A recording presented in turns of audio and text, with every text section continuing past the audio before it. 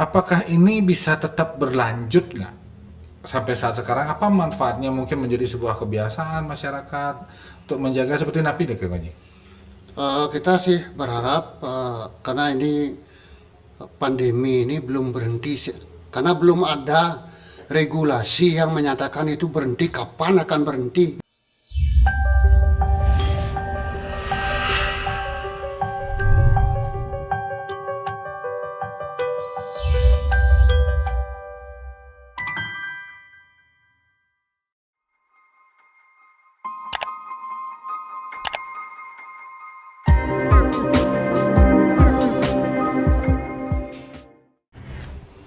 Om Swastiastu. Om Swastiastu.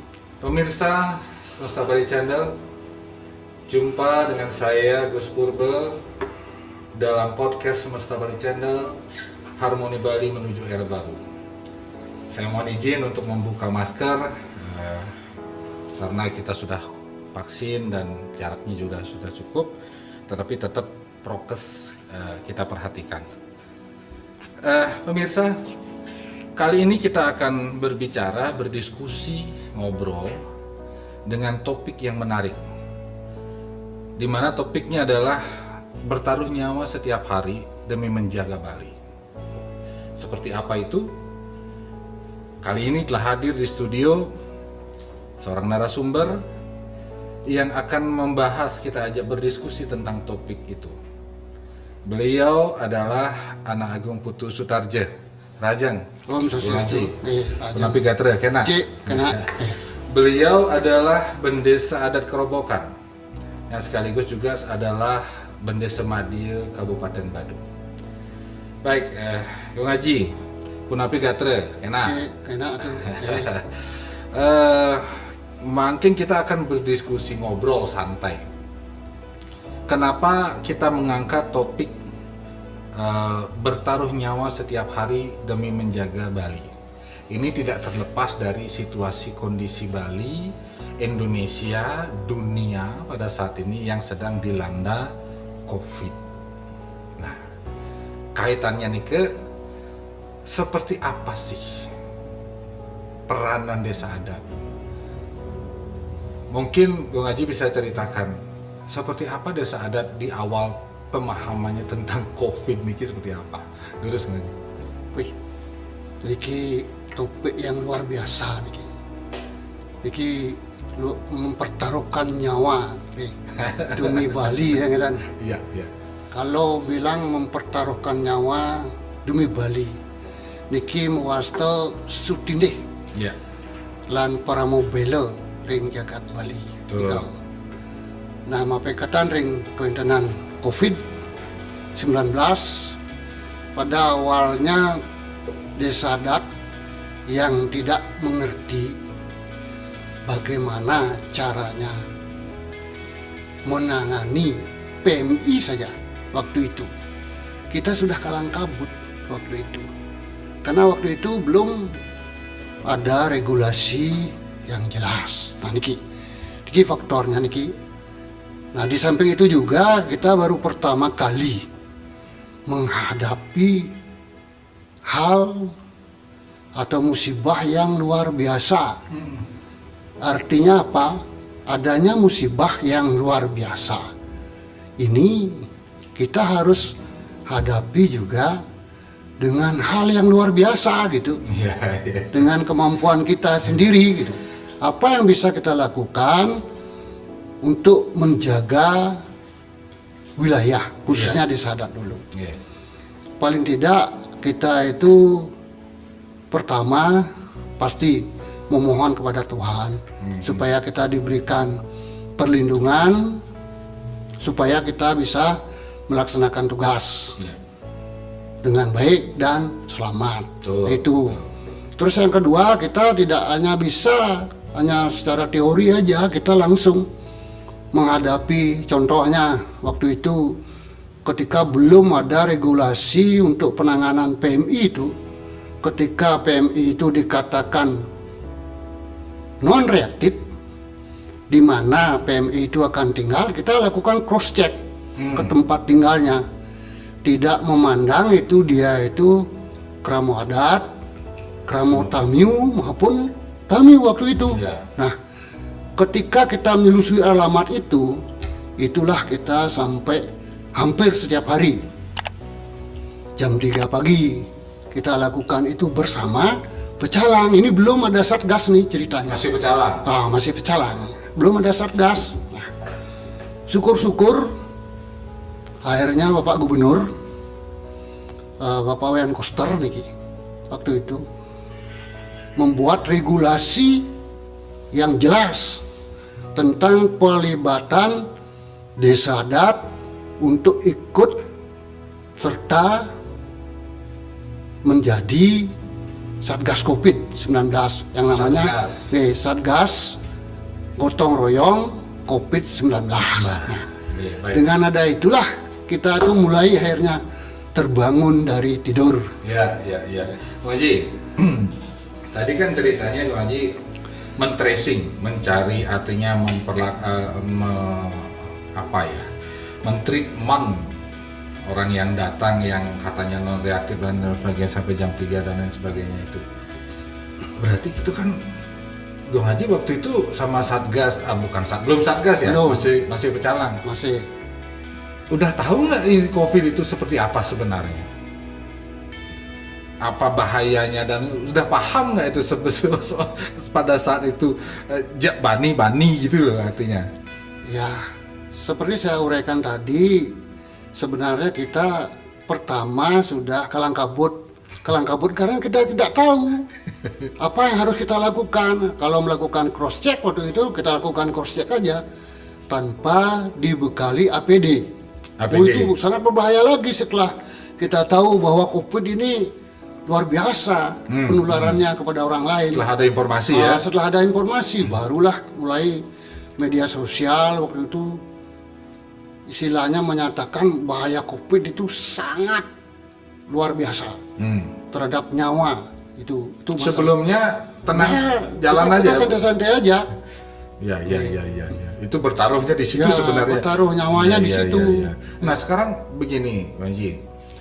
Artinya pada saat itu desa adat mengambil peranan pada saat Bali ini diterpa sebuah musibah dalam tanda petik pandemi COVID-19. Desa adat dengan cepat mengambil peranan di situ, walaupun mungkin pada saat itu dari sisi pemerintahnya belum, karena kita maklumi ya, semua gamang ya, semua masih gamang mau berbuat apa, siapa berbuat apanya mungkin masih pada bingung, tapi desa adat sudah masuk dan melakukan peranannya. Bahkan di situ pecalang yang posisinya sebagai posisi di depan ya Bang Haji ya. Posisi depan ya. Baru kemudian ada Satgas. Nah sekarang pertanyaannya, motivasinya apa sih sebenarnya? Kok desa adat itu sedemikiannya mengambil peranan itu? Motivasinya apa Bang Haji? Sebenarnya kalau terkait dengan motivasi apa yang kita lakukan ketika COVID-19 menimpa Bali ini adalah satu, motivasi yang pertama itu masalah kemanusiaan. Jadi kita harus memberikan edukasi sebenarnya sih itu bagaimana cara pencegahan terhadap COVID itu dengan kita dibekali oleh beberapa, artinya setelah beberapa bulan berlangsung itu kita sudah dibekali yang namanya buku-buku petunjuk teknis dan lain sebagainya. Itulah baru kita tahu, akhirnya kita lakukan dari Banjar ke Banjar. Nah, ini kita sosialisasikan untuk kegiatan bagaimana caranya menangani COVID beserta tim kesehatan. Nah dari sanalah seperti apa yang saya uraikan tadi itu, Satgas Gotong Royong ini regulasinya jelas oleh Pak Gubernur. Ini kan peran daripada Pak Gubernur yang begitu cerdas membuat Satgas Gotong Royong sehingga masyarakat itu bangun dia dari tidurnya seperti saya bilang tadi itu. Nah, bahwa sehingga ada masalah nih. Ada masalah ini, masalah yang luar biasa nih. Ya, gitu. ya. Nah akhirnya baru masyarakat mengerti, ya, mulailah mereka membuat spanduk-spanduk. Nah, ini untuk edukasi, spanduk, pamflet di masing-masing banjar.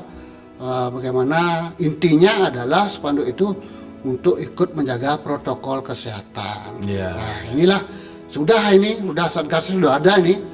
Nah, setelah Satgas itu sudah ada, baru akhirnya diberikan bantuan sama Pak Gubernur.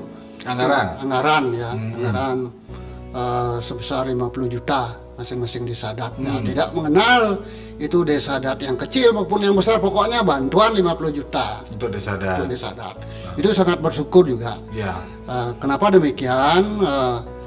Dengan adanya bantuan tersebut pasti harus ada tindak lanjutnya. Apa-apa aja yang boleh kita lakukan. Ya. Nah, baru tahulah kita di situ harusnya upaya yang kita harus lakukan dengan bantuan ini seperti ini loh. Gitu. Pada saat itu dikasih bantuan, tujuannya pokoknya jaga desanya, walaupun secara penerapan aturan penggunaannya belum begitu jelas ya. Belum.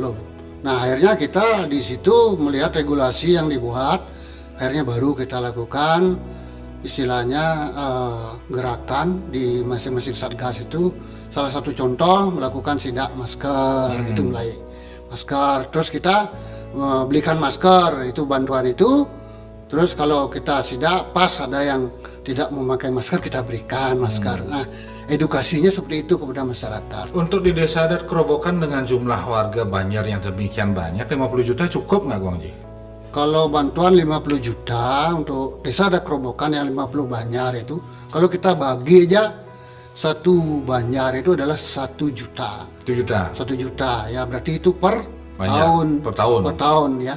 Oh, nggak cukup. Nggak cukup, berarti nggak cukup, masih Iya. kurang. Tapi artinya dengan motivasi tadi, walaupun itu anggarannya bukan berarti patokannya bukan anggaran ya, Bukan. berarti Bang Haji ya. Berarti Bukan. ada niatan khusus Niat. dari desa adat untuk menjaga masyarakat yang ada di wilayahnya. Seperti itu Bang Haji ya? Ya, betul. Jadi, Nah, seperti itu sebenarnya kita lakukan. Akhirnya di situ masing-masing Banjar juga dibuat satgas. Nah, masing-masing Banjar lagi masing-masing Banjar ada satgasnya juga. Nggih. Nah, sehingga antara satgas Banjar dengan satgas desa adat niki bersinergi dengan baik. Apapun itu kita untuk memperkecil, artinya pengawasan yang dulunya satgas desa adat mengawasi 50 Banjar, kan niki memakan waktu yang cukup lama juga. Nah, kalau di masing-masing Banjar itu sudah dibuat satgas, nah, sehingga peran desa adat niki dan khususnya satgas gotong royong desa adat niki tinggal memantau kegiatan-kegiatan satgas yang ada di masing-masing Banjar itu. Oke. Nah, sekarang peninggi Haji. Artinya dari ketidaktahuan setelah itu menjadi tahu, menjadi awas, kemudian dibantu oleh pemerintah. Di samping itu juga ada niatan yang tulus dari desa adat, keramo adat. Bukan hanya keramo adat mungkin Bang Haji ya, seluruh masyarakat yang ada di sana tanpa memandang keramo adat, keramo tamiu atau keramo napi pun gitu kan.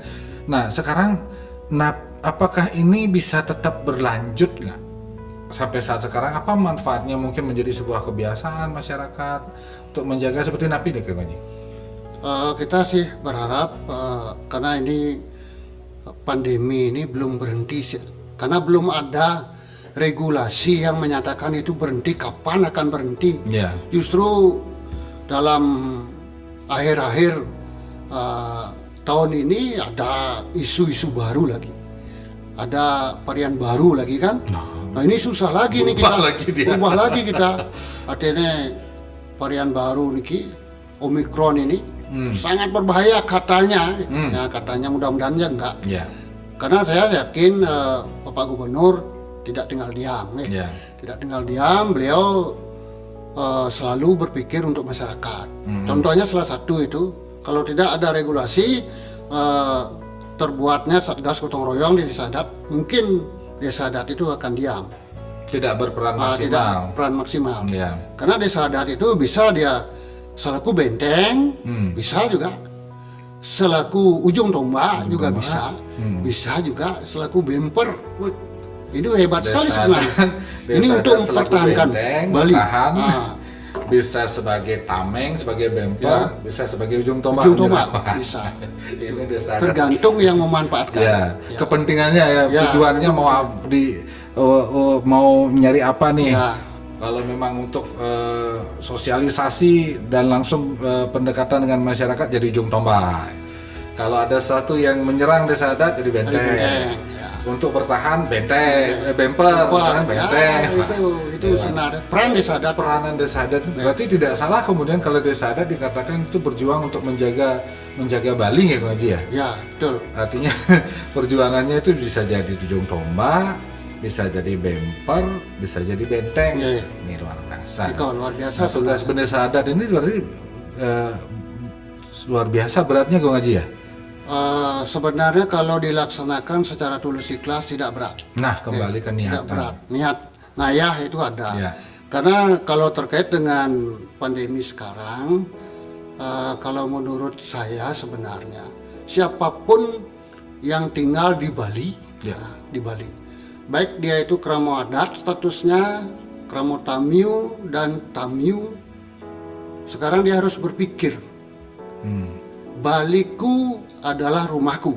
Nah, Nah, niki sebenarnya. Masa nih. Nih, Baliku adalah rumahku. Bagaimana caranya merawat rumah? Yang itu masalahnya. Ya tentunya pertama karena kita tinggal di rumah kita, kita harus rawat, mulai dari membersihkan, merapikan, kan gitu. Semua ada, itu termasuk baik itu priangannya, peuangannya, pelemahannya. Itu semua kita harus bersatu padu. Ya. Untuk merawat Bali, jangan kita saling menyalahkan. Ya. Ya kita sekarang dalam situasi pandemi ini, apalagi terkait dengan ekonominya sekarang udah menurun ya. Ya. Bukan berarti nol ya, menurun. Tapi kita masih tetap bisa melakukan upacara dan kegiatan-kegiatan lain walaupun kecil ukurannya kan gitu. Ya. Kita harus bersatu padu, tidak saling menyalahkan, melainkan kita saling menguatkan. Nah, niki peran penting sekarang kita selaku yang tinggal di Bali itu harus saling menguatkan. Bukan hanya kramo Bali ya. Bukan. Siap kramo Tamiu, Ya. semangatnya tetap semangat kramo Bali. Ya. Gitu, ya. Kalau dia merasa ini Baliku adalah rumahku, Ya. terus seperti ini kalau. Berarti harus memang harus kita gelorakan nih, semangat Baliku rumahku ini harus digelorakan karena gimana pun juga kan tidak mungkin hanya kita saja Ya. sebagai kramo Bali yang melakukan itu kalau kramo Tamiu dan Tamiu tidak mengikuti apa yang menjadi semangat kita kan gitu Kang Haji ya. Ya. Nah makin begini Kang Haji, kan yang namanya dampak pandemi ini tidak hanya sebatas kesehatan. Tadi Kang Haji kan bilang ekonomi. Walaupun mungkin tidak menggerakkan ekonomi, minimal apa sih yang dilakukan oleh desa adat untuk sedikit membantu mungkin keramuannya dalam konteks ekonomi ini ada benten tapi Kalau bantuan terkait dengan kramo itu khusus kramo adat, ya. kita lakukan mungkin salah satunya memberikan sembako kepada kramo adat. Ya. Ini khususnya yang tidak mampu. Ya. Ini khusus yang tidak mampu. Kembali ke nuansa unsur kemanusiaan ya Kang Oke, Haji ya. kembali. Nah, ini peran daripada desa adat yang tidak terlepas dengan adanya LPD niki. Ini bersatu padu dengan LPD. Nah, akhirnya semua kramo adat khususnya di Kerobokan. Ya. Kerobokan ini bisa kita bantu sembako ini semua kakak yang ada di desa adat Kerobokan semua sudah kita bantu. Bahkan di situ ada banyak sekali lembaga-lembaga juga. Ada lembaga Serati, ada lembaga Pemangku juga ada, Sabo Pinandito, terus Widya Sabonya juga ada, Iwano Desa Adat juga ada, terus Pecalang Desanya juga ada. Nah ini sudah kita lakukan upaya-upaya untuk membantu dalam bentuk sembako. Ya, Nah, inilah perhatian kita. Meringankan Walaupun beban, tidak bisa setiap bulan kita lakukan ya, itu. minimal cukup membantu lah. Artinya di sini kan kita bisa melihat bahwa inilah sebuah peranan yang dilakukan oleh desa adat dengan segala komponen yang ada di dalamnya, Pecalang, Serati, Sabo Pinandito, semua bergerak untuk menjaga eksistensi daripada Bali ini, nafas, roh dan lain sebagainya. Nah, Bang Haji, setelah pandemi ini berjalan 2 tahun, awalnya kan begitu, ya maaf begitu luar biasa perjuangannya untuk mengedukasi masyarakat menjaga kesehatannya. Sekarang proses edukasinya sudah masih berjalan nggak? Misalnya masih taat nggak pakai masker, masih taat nggak jaga jarak dan lain sebagainya masyarakatnya? Kita kan di Desa Adat Kerobokan satu hal nih Ki, Satgas gotong royong COVID-19 Desa Adat Kerobokan sampai saat ini masih eksis. Masih Masih ada. eksis, masih ada. Dengan adanya Satgas ini, setiap kegiatan-kegiatan itu masih ada pengawasan. Jadi tetap Baik, diawasi ya, pengawasan khusus biasanya yang sekarang dilakukan bukan lagi kita lakukan sidak masker lagi karena sudah rupanya masyarakat niki memakai maskernya sudah di atas 90%. Sudah menjadi kebiasaan ya. Sehingga sudah terbiasa mereka Ya, sudah ya, pakai ya. masker, apalagi di jalan raya mungkin banyak tantangan di jalan raya itu, mungkin debu, mungkin asap dan lain sebagainya, kan itu lebih Ya, sehat ya. jadinya gitu. Nah, sehingga kita awasi sekarang bagi pura-pura nih yang melakukan kegiatan dewayatnya, mungkin di masing-masing rumah melakukan kegiatan manusianya, artinya kita tetap melakukan pengawasan di dalam hal upacara pancaiannya kita lakukan melalui Satgas Gotong Royong Desa Adat Iya. Kerobokan. Artinya, walaupun dalam suasana kekhawatiran bahwa kita harus menjaga ada prokes yang harus dipenuhi, tetapi urusan berketuhanannya tetap dilakoni dengan prokes yang ketat. Demikian dengan Ya, saya. tetap. Artinya sekarang masyarakat sudah akhirnya menjadi terbiasa ya menjaga kesehatan pribadinya, menjaga kesehatan lingkungannya. Berarti menurut konsep Nak Bali yang selalu agat, berarti COVID ini ada agatnya juga Bang Haji ya? Ya, memang ada mengajarkan kita ke hal yang lebih efisien jadinya. Pelaksanaan upacara bisa dilaksanakan tanpa harus banyak orang. Nah, itu artinya tanpa harus banyak orang. Ini poin-poinnya saja. Contoh, ketika kita di Bali itu dulu ada orang meninggal. Salah satu contoh yang real saya katakan, orang meninggal biasanya disampaikan lewat arah-arahan daripada Lian Banjar itu.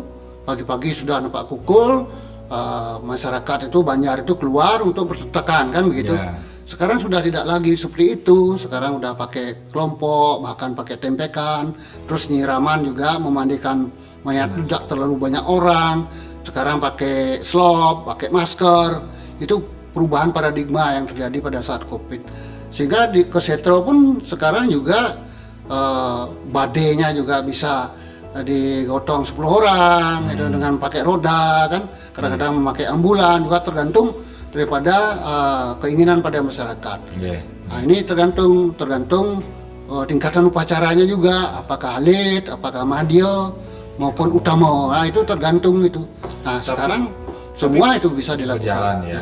Tapi ada nggak kekhawatiran Bang Haji dengan perubahan paradigma itu?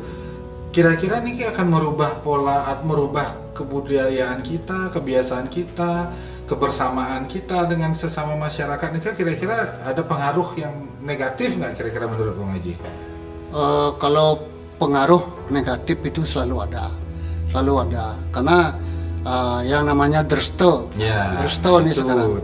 Dresta terkait dengan dresta. Memang sih di masing-masing desa adat itu drestanya berbeda, tapi kadang-kadang dengan adanya istilahnya paradigma baru ini bisa juga mengkikis walaupun tidak banyak, tetapi tidak menutup kemungkinan kita mulai berpikir secara rasional sekarang, rasional dan bahkan secara ekonomis.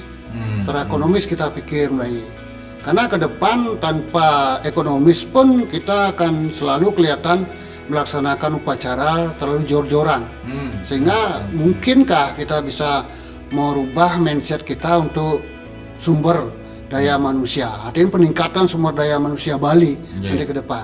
Berarti Jawa Utara ngician penugaran juga ya melalui COVID ini gitu Haji. Ya. Artinya kita bukan berarti kita mensyukuri atau ngastomkara dengan adanya COVID, tetapi mengambil hikmah yang bisa diambil dari apa yang terjadi melalui COVID-19. Nah, Bang Haji, Ini Kang Haji kan tidak hanya sebagai seorang bendesa adat Kerobokan. Kang Haji juga adalah seorang bendesa madya minimal di Kabupaten Badung nih. Apakah pola ini bisa diterapkan di semua desa adat se-Badung nggak, apalagi se-Bali? Menurut Kang Haji gimana itu? Kalau pola ini terus selalu ada regulasinya, Ya. selalu ada regulasinya sehingga kemungkinan bisa dilakukan secara terus-menerus. Kenapa saya bilang seperti itu? Kalau ada regulasi berarti kita ada persamaan, dan persamaan langkah, Ya. persamaan tindakan. Nah, itu sebenarnya. Itu kalau tidak ada regulasinya pasti akan berbeda. Berbeda langkah dan tindakan itu pasti akan berbeda. Nah, sehingga dengan langkah dan tindakan yang berbeda itu akan menjadi kabur semuanya. Itu yang tetap masih ada regulasi. Ya. Artinya untuk berbicara dalam konteks lebih luas desa adat se-Badung atau bahkan mungkin se-Bali, dengan adanya regulasi ini minimal hal-hal yang mendasar itu menjadi sama. Gitu ya. Bahwa kemudian ada inovasi di masing-masing desa adat itu kan kembali kepada kemampuan. Daripada sang bendesanya, kemampuan daripada desa adatnya, kan demikian Kang Haji. Nah ini yang menarik Kang Haji. Artinya apa? Sekarang ini akhirnya dalam urusan COVID-19, desa adat ini akhirnya menjadi bemper ya di depan untuk menghadapi atau berperan di dalam penanganan COVID-19. Bagaimana kemudian interaksinya dengan dinas dalam pelaksanaan ini? Seperti apa kolaborasi dinas dengan adat ini, lanang dan istrinya, kurang lebih seperti ini Kang Haji? Kita tetap ke depan ingin bersinergi dengan dinas. Tanpa ada dinas, desa adat pun juga akan bisa terlalu banyak berbuat. Karena ini peran inilah, kalau Titiang bukan menyatakan itu adalah lanang dan istri, bukan. Justru Titiang menyatakan adat dan dinas itu adalah jiwa dan raga. Jiwa dan raga. Jiwa tanpa raga juga tidak ada artinya. Demikian sebaliknya, raga tanpa jiwa tidak ada artinya. Maka dari itu Titiang ingin bersinergi bersama-sama dengan dinas, guru wisesa, pemerintah.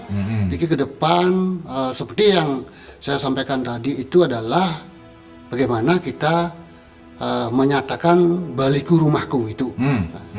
Baliku rumahku. Artinya dengan sinergitas yang terbangun, bahwa di sana tidak ada dualisme ya Kang Haji ya. Yang ada dualitas ya. Artinya jiwa dan raga ini satu dan yang lainnya sama-sama saling membutuhkan dan saling ada keterikatan lah nggih. Nah, ini yang ke depan artinya ini kan menjadi sebuah keunikan. Di Bali niki ada dualitas pemerintahan dalam tanda petik dalam sebuah desa. Ada desa dinas, apakah dia perbekalan atau kelurahan, ada desa adat yang ternyata masih tetap bisa bersinergi. Nah, Kang Haji, baru-baru ini kan pemerintah Provinsi Bali itu mendapat reward sebagai pengendalian COVID-19 yang baik gitu. Menurut pendapat Kang Haji, gimana itu? Itu sangat bagus yang gitu lagi. Kenapa Titiang jujur aja selaku Kramo Bali, begitu Bapak Gubernur mendapatkan penghargaan Gubernur Terbaik, Gubernur Terbaik tahun 2021 itu karena penanganan kesehatan dan COVID-19 yang luar biasa di Bali. Titiang merasa mesti istilahnya bangga. Dia ucapkan selamat sama Pak Gubernur. Mudah-mudahan programnya beliau niki memang bagaimana membangkitkan tatanan adat niki di Bali, hanya satu-satunya di Bali yang luar biasa perhatiannya kepada adat dan itu. Nah, sehingga harapan kita ke depan, mari tetap kita bersatu. Karena apa? penghargaan yang diberikan kepada Bapak Gubernur itu adalah niki penghargaan yang luar biasa dan bahkan dikatakan gubernur terbaik tahun 2021 kan gitu. Nah niki karena regulasinya yang jelas. Regulasi itu penyebabnya yang jelas, bisa memperkuat adanya sistem adat dan dinas niki di Bali niki seiring dan seirama. Nah nikilah penguatan ini sebenarnya. Artinya pencapaian ini semua dilakukan secara bersama-sama. Nah kebersamaan ini sebenarnya yang menguatkan beliau sehingga mendapat penghargaan. Nah, Niko, itu yang mengucapkan selamat. Mudah-mudahan bisa lebih baik ke depan. Artinya beliau mampu mengawinkan antara potensi yang ada di adat dengan segala kemampuan yang dimiliki oleh adat, jadi ujung tombak, jadi bemper, jadi benteng. Kemudian juga mengawinkannya dengan administrasi yang dilakukan oleh kedinasan sehingga akhirnya semua hal apa yang diharapkan ini bisa maksimal lah, bisa maksimal dan itu bisa dirasakan sampai saat sekarang sepertinya masyarakat kita tertib dalam pelaksanaan kegiatan penanganan atau protokol kesehatan dalam kaitan COVID-19. Jadi pemirsa Semesta Bali Channel, obrolan ini kita harapkan juga akan memberikan sebuah cakrawala baru bahwa seperti apa sih peranan desa adat yang sedemikian luar biasanya dari awal tanpa pengetahuan tentang COVID-19 apa resikonya, tetapi desa adat sudah berani mengambil peran sehingga layak dikatakan itu berani mempertaruhkan diri, bertaruh nyawa setiap hari demi menjaga Bali. Jadi bukan hanya Bali sebagai masyarakat Bali, tetapi siapapun dalam tagline tadi, Baliku, rumahku. Nah, kan itu Waji. Nah, makin begini Waji. Kita sudah berbuat 2 tahun. Hasilnya mungkin sudah ada beberapa yang bisa kita nikmati, misalnya ketaatan masyarakat dan lain sebagainya. Bahkan secara administrasi pun kita dapat reward. Nah, ini kan menjelang bulan-bulan rame nih Ki Haji, Nataru nih. Natal dan Tahun Baru. Biasanya kita di Bali ini kan mendapatkan limpahan daripada kunjungan kerama tamiu yang datang. Nah, kira-kira napi yang gua Haji harapkan dalam konteks kita bisa menerima kunjungan wisatawan, tetapi yang kita jaga tetap terjaga. Kenapa ini Kak Haji? Kalau menghadapi tahun baru, Natal tahun baru yang akan datang ini, kita terutama di Bali ini yang perlu dipersiapkan adalah kita dulu fasilitas yang ada kita siapkan dulu. Paling tidak apakah sudah ada terkait dengan protokol kesehatan apa tidak, kan itu masalahnya sekarang. Nah, terkait dengan adanya hal seperti ini, perayaan yang biasanya dilakukan besar-besaran pada saat malam tahun baru. Nah, ini ada juga keinginan daripada pemerintah ini yang akan menaikkan level 2 menjadi level 3. Nah, sehingga disitulah ada sudah ketentuan, aturan, bahkan Inmendagri juga akan dikeluarkan nanti pada saat itu. Nah, ini penting karena apa? Pemerintah itu tidak akan mungkin akan berpikir atau membuat atau ingin menyengsarakan masyarakatnya, tidak. Betul. Pasti berpikir untuk keselamatan ya. Nah, sekarang mungkin kalau kita selaku manusia juga, Bapak Gubernur itu juga manusia. Manusia, beliau tidak pernah berpikir akan sempurna. Karena sudah kodratnya manusia itu tidak sempurna. Berarti seperti Titiang mantan mungkin, bagaimana Titiang selaku bendesa adat itu berguna. Nah, ini bukan sempurna lagi, bagaimana kita berguna di pada masyarakat. Bergunalah baik untuk masyarakat, nusa dan bangsa. Nah, kan itu sekarang. Nah, khususnya kalau memang udah ada himbauan nantinya levelnya level 3 nanti pada menjelang tanggal 24 lah, 24 Desember sampai tanggal 2 Januari tahun 2022 kita harus secara legowo, secara bersama-sama harus kita lakukan demi Bali, apalagi Bali ini akan menjadi tempat terlaksananya G20 nanti. Kita harus pertahankan zona hijau Bali ini, supaya itu bisa terselenggara dengan baik. Artinya memang kesadaran ini harus tumbuh dari diri masyarakat masing-masing, bukan hanya karena ada himbauan, bukan hanya karena ada peraturan yang mengatur, tetapi akan lebih baik kalau dia tumbuh dari diri sendiri. Kan demikian ya. Pemirsa Semesta Bali Channel, demikian tadi kita sudah berdiskusi, ngobrol sama beliau yang sudah berperan langsung di lapangan, bagaimana dari awal menangani COVID-19 ini dengan segala perjuangannya, dengan segala resiko yang dihadapi, sehingga layaklah kita katakan bahwa desa adat itu berjuang, bertaruh nyawa setiap hari demi menjaga Bali. Untuk itu kita meminta bagaimana agar masyarakat, pemirsa Semesta Bali Channel khususnya, bisa ikut berperan. Tidak hanya beliau saja yang harus berperan, tidak hanya Pak Gubernur, Pak Bupati, Pak Camat dan lain sebagainya, tetapi kita semua bisa berperan untuk menjaga Bali. Seperti tagline yang beliau sampaikan, Baliku adalah rumahku. Demikian yang bisa kita obrolkan pada kesempatan ini. Saya mengucapkan terima kasih Bung Haji sudah bisa hadir dan bisa berbagi dengan kita.